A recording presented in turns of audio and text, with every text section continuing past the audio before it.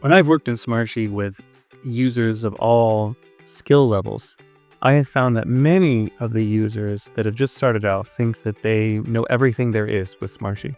But sometimes there are those who are curious to know, hey, how much do I really understand of this tool? And how much more is there for me to learn? Here are 3 questions that can help you gauge how skilled you are in Smartsheet. The first question, how many different types of sheets have you built?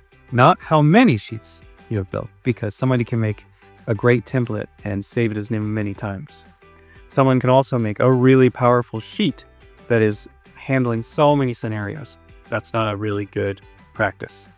How I know you're understanding how different features in Smartsheet work are knowing that you've built a project plan out, leveraging dates, built a financial tool, leveraging currency, built a metric sheet out, leveraging the various stats or KPI that need to be reported on, and made a dashboard out of it. Different types of sheets serve different purposes. And if you've only done 1 or 2 types, then odds are you're not nearly as exposed to all the different scenarios you could leverage Smartsheet for. The next question is, are you familiar with Control Center? Control Center is a premium app with Smartsheet that is pretty expensive, but it's also extremely powerful. It forces you to understand how to build Smartsheet in a complex and scalable way. There are people who don't have Control Center, but they are still able to build really complex solutions, but it's much more difficult without Control Center. When someone's using Control Center, I know that for them to have an effective and standardized Control Center implementation, they have to have understood how to set up Smartsheet properly. It forces you to go to the next level. If a user struggles with building out a good Control Center solution, it's a great opportunity for them to take a deeper dive into the fundamentals of Smartsheet, making sure they don't build too many sheets, but also set those sheets up in a way that are going to force the users to follow a specific path.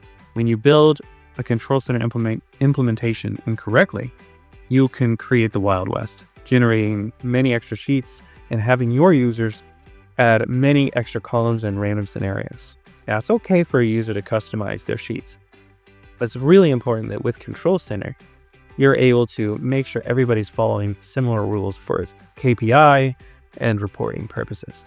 Now, finally, API. How familiar are you with API? This is the 3rd question.